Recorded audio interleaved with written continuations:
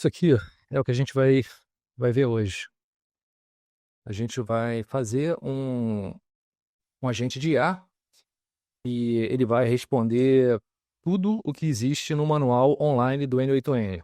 A gente pegou essas informações, a gente vetorizou essas informações e disponibilizou para o agente de IA. Como é que a gente fez isso?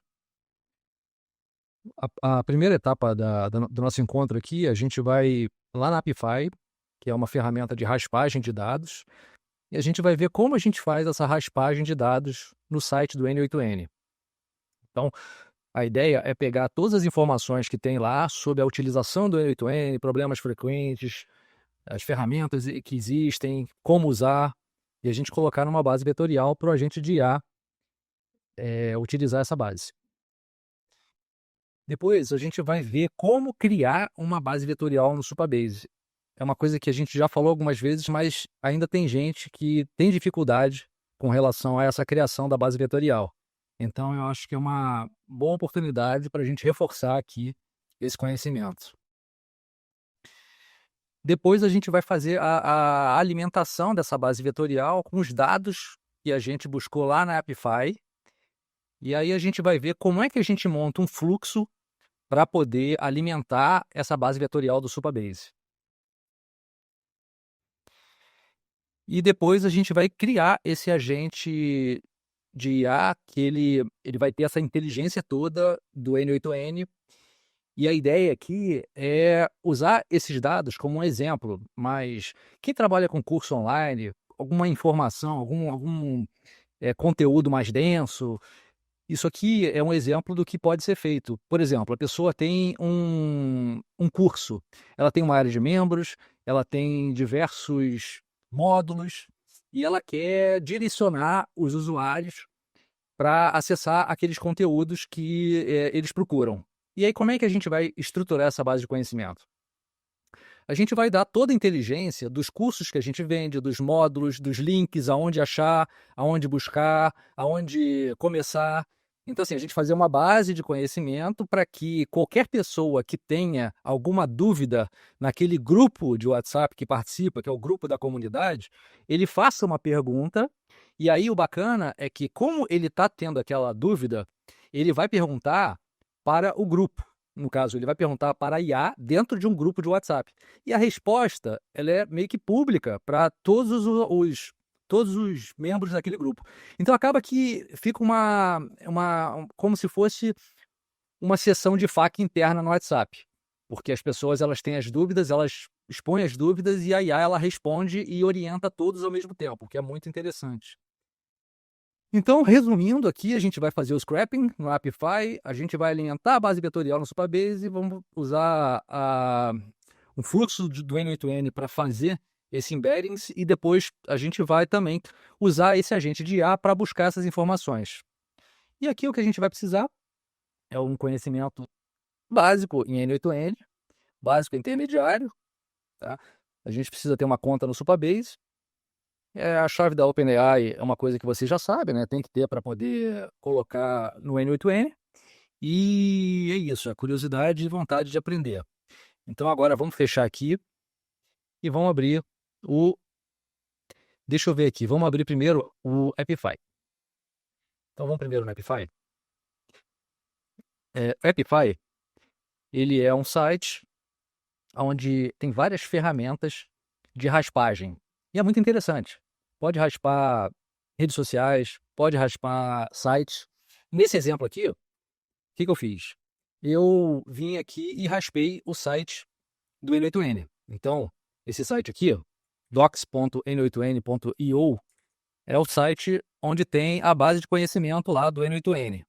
Então, daqui para frente, a gente vê que é docs.n8n.io e vem todos as URLs para frente. Então, a gente já sabe que daqui para frente tem o conteúdo que a gente quer.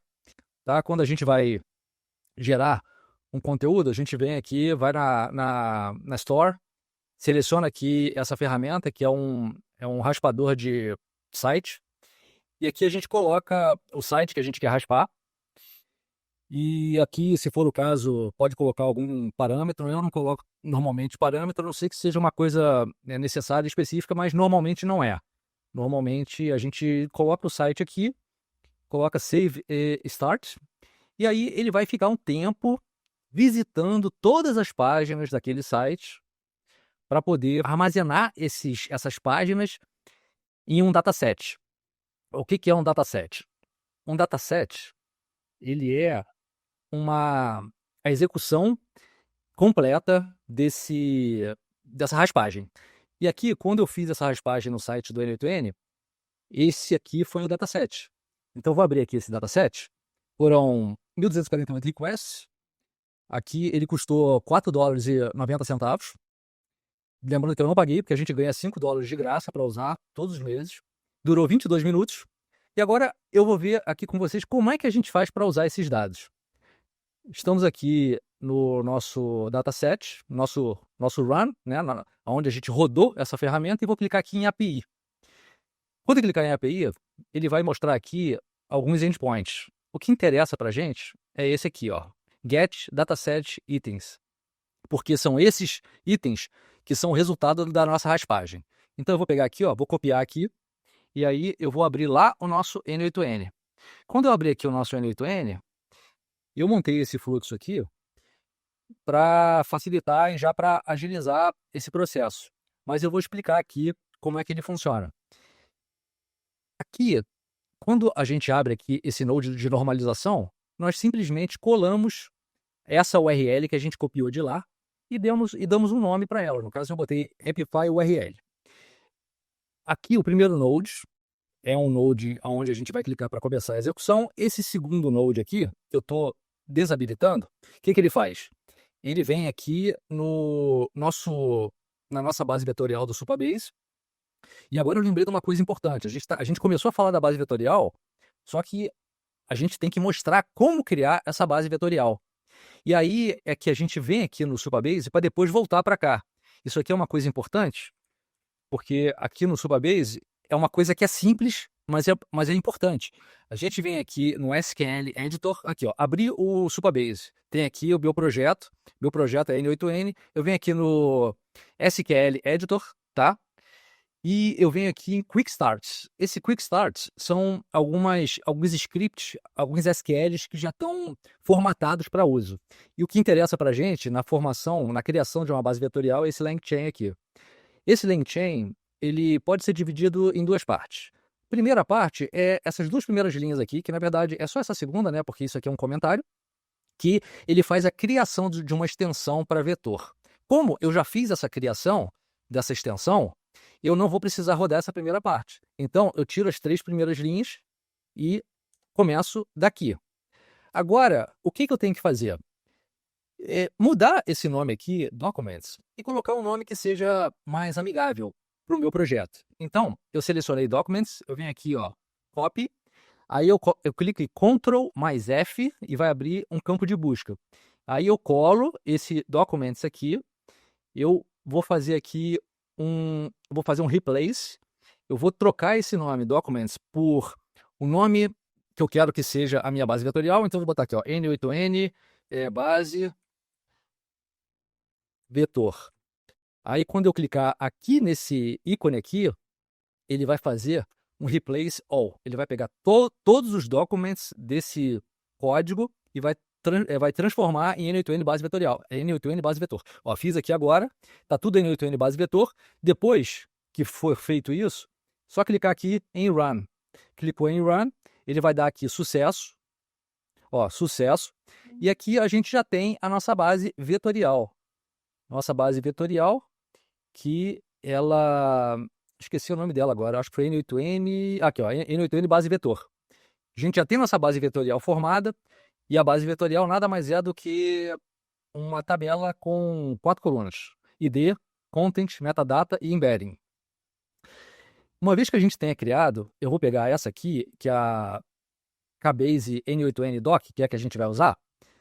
Aí a gente cria esse fluxo aqui, que é um fluxo básico para alimentar essa base vetorial. O que esse fluxo faz? A primeira coisa que ele faz é ele vai apagar os dados que existirem nessa tabela. Logicamente, como é uma tabela nova, não é necessário esse primeiro passo aqui quando a gente está falando primeira inserção de dados nessa tabela vetorial.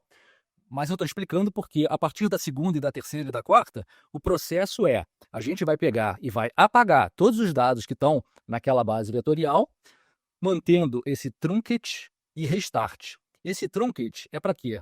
É para a gente remover a informação da tabela e preservar a estrutura. E esse restart sequences é para a gente voltar a contagem do número 1. Senão ele vai começar a contar do número 800 e vai ficar um número que não interessa. Então é para isso que a gente bota essas duas variáveis aqui. E uma coisa importante, não adianta usar o Node do Supabase, porque o Node do Supabase ele não tem essa funcionalidade aqui que a gente está falando. Então tem que usar mesmo o Node do Postgre.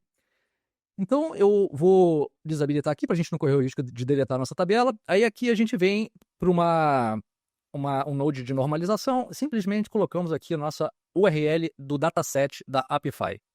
Depois é quando a gente vai fazer a nossa requisição lá para Apify para poder buscar aquelas informações que a gente raspou. É muito simples, só tem um get e aquela URL. Depois nós separamos o que a gente quer enviar para base vetorial. Disso que a gente trouxe lá da Apify, tem muita coisa que a gente não vai usar. Tem header, tem algumas coisas que não interessam para a gente. A gente não vai sujar a nossa base vetorial com coisa que não interessa. O que interessa para a gente? Interessa o texto. Por que interessa o texto? Deixa eu mostrar aqui. Esse aqui eu botei só para fazer um teste. Vou rodar isso aqui agora. E aí, ó, vamos ver o que vai chegar da Apify. Ó, ele tá... o que houve aqui? Deixa eu ver aqui uma coisa, botar aqui, continue, pronto. Só para ele não parar. Ó, vai estar vindo aqui, e lá da Apify ele vai trazer 1181, aqui ó, 1181 dados. Foi o que ele conseguiu raspar no site do N8N. E aí, vamos ver como é que essas informações chegam. Olha só, vem a URL, o crawl, metadata, headers, screenshot, vem um monte de coisa. E não interessa pra gente essa quantidade de coisa. O que interessa pra gente? É isso aqui. É o texto. É o que está dentro da página. E aí a gente pega aqui, a gente simplesmente pega e arrasta. E uma vez que arraste, a gente já tem o dado que a gente quer. E depois a gente vem aqui e, no caso aqui, eu fiz um loop over para a gente não colocar essa quantidade toda de 1181 dados de uma vez, porque em algumas VPS pode sobrecarregar a CPU, a memória, e além disso, não é a melhor forma de fazer isso, porque a gente está fazendo essa operação aqui no editor do N8N. O editor do N8N, ele não foi feito para fazer esse tipo de operação. E quando a gente vai fazer isso, é interessante que a gente coloque um agendamento para fazer pelo worker, que é o módulo apropriado do N8N para fazer essa operação. Então, por isso que eu coloquei esse loop over aqui, para não sobrecarregar o meu editor e perder a conexão, porque o que estava acontecendo é que estava perdendo a conexão. Aí ele alimenta aqui esse Postgre pgvector. Eu vou só rodar aqui rapidinho para a gente já passar lá para esse fluxo aqui de cima, que é o fluxo que a gente vai falar sobre o agente de IA, que faz o suporte, dá o suporte no grupo de WhatsApp. E aí vamos só acabar rapidinho aqui, eu só quero rodar aqui, eu vou rodar, tirei isso aqui porque eu não quero que apague, porque a gente não vai ficar esperando aqui alimentar tudo isso aqui de novo, mas vou executar aqui, ó. Ele tá indo, ele tá organizando, ó, tá pegando lá 1181 e aqui ele tá pegando de 10 em 10. Ele tá pegando de 10 em 10, ó, gerou 10, depois ele vai fazer a organização, o embedding, ó, tá fazendo agora o embedding, agora ele vai chegar aqui, vai esperar um pouquinho para não sobrecarregar muito a CPU, a memória, e depois ele vai de novo até completar os 1181. Tá? Eu vou parar aqui, porque eu acho que deu para pegar essa parte. Alguém tem alguma dúvida? Quer fazer alguma pergunta aí sobre esse processo aqui do Supabase, de embedding? Quer falar, Eric? Pode falar, pode falar. Mas eu queria saber por que não pegar o conteúdo em Markdown por ser hierarquizado. A diferença é que o Markdown ele tem mais sujeira, né, no final das contas, porque aqui, ó, chegou aqui, vamos dizer que Aqui no texto normal, ele só tem a sujeira da quebra de linha. Aqui ele tem sujeira do título, ele tem sujeira, aqui ó, permalink, tem aqui essa formatação de link aqui. Então fica muita sujeira. A gente não otimiza muito o conteúdo, né? Que é o que interessa mesmo, é o conteúdo. Então, basicamente para isso, basicamente para tirar a sujeira. E agora, vamos lá para o nosso agente de IA. E aí, eu quero mostrar aqui como ele funciona. Eu estou aqui num grupo. Esse grupo aqui é um grupo que eu fiz com o agente e eu. Então, é um grupo, somos nós dois. E aí eu venho aqui, vamos abrir aqui essas execuções. Ó, olá, tô aqui, eu vou mandar aqui, ó, tô mandando olá.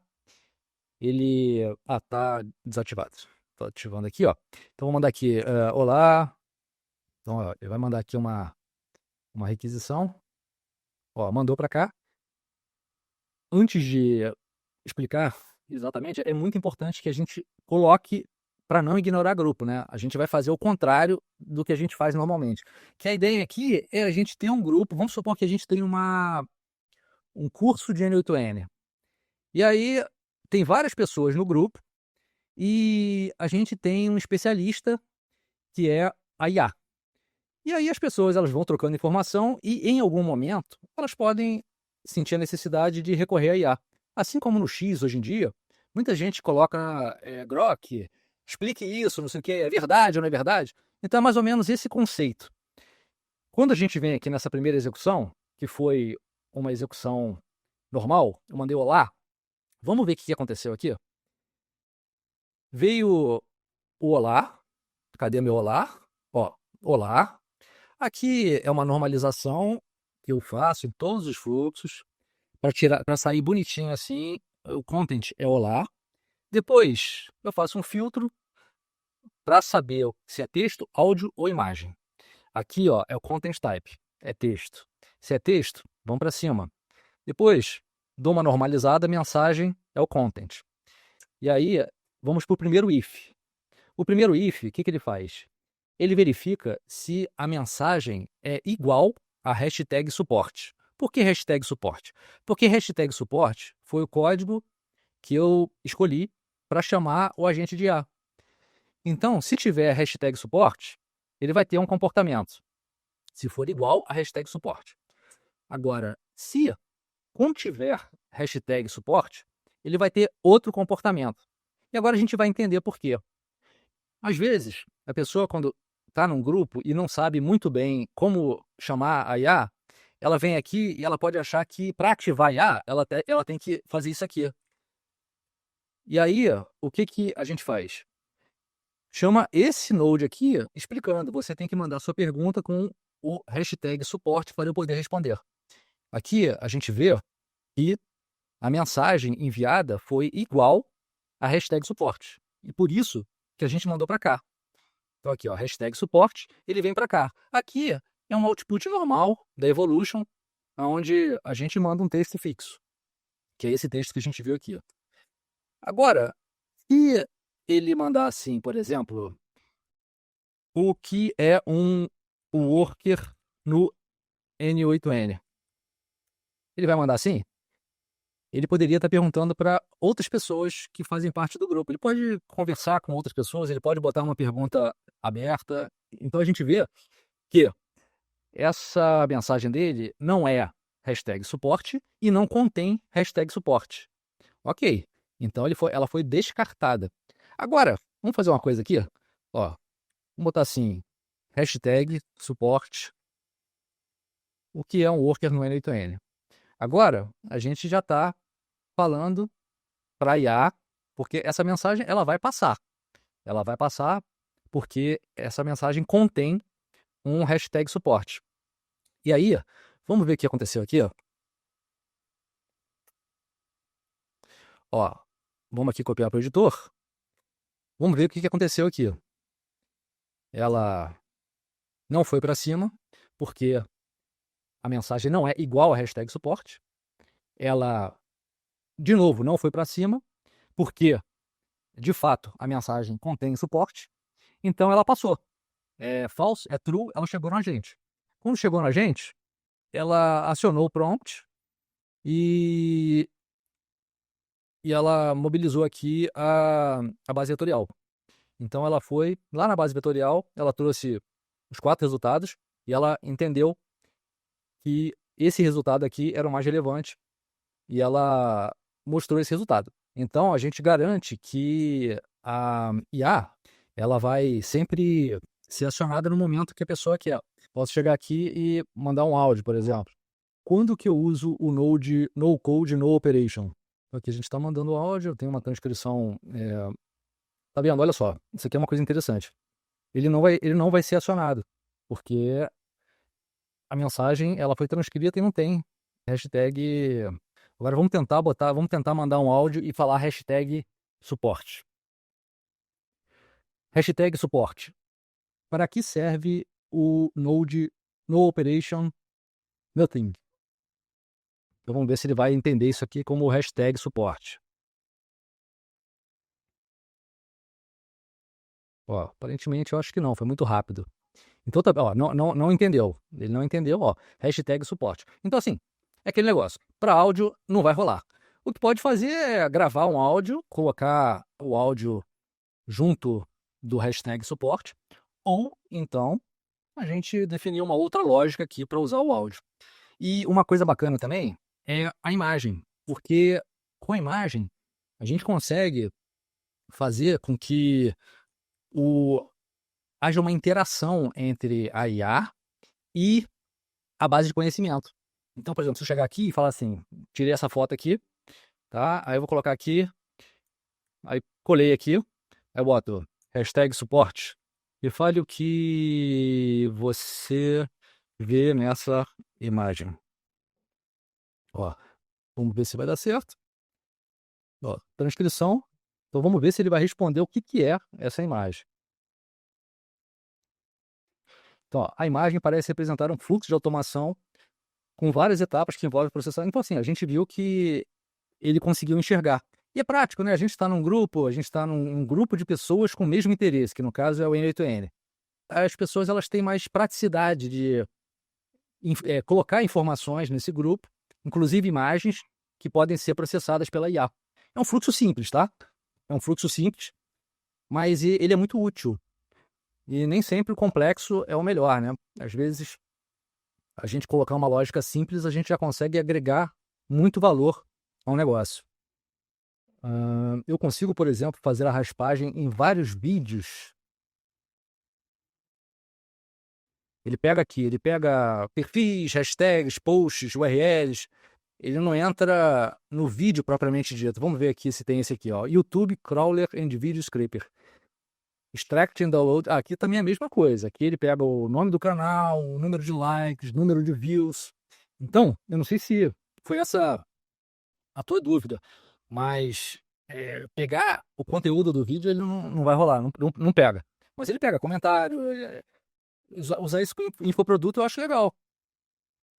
PDFs ele vai sim, PDF ele tem uma... Eu acho que ele tem sim, PDF ele tem, uma PDF é uma coisa que não é muito interessante talvez até usar o Appify, porque o Appify ele é uma ferramenta de raspagem de informações disponíveis na internet. Então, quando a gente vai obter um dado na internet, a gente pode obter de diferentes formas. 2 formas são através de APIs, onde a gente, de certa forma, entra dentro de um sistema para buscar as informações que a gente quer, e a outra forma é através de raspagem, que é quando a gente vai e a gente busca umas informações que estão na internet públicas. E esse site aqui, ele é especialista em fazer esse tipo de raspagem. Com relação ao PDF, a gente pode pura e simplesmente colocar numa base vetorial, que aí não tem muita necessidade de usar Appify, entendeu?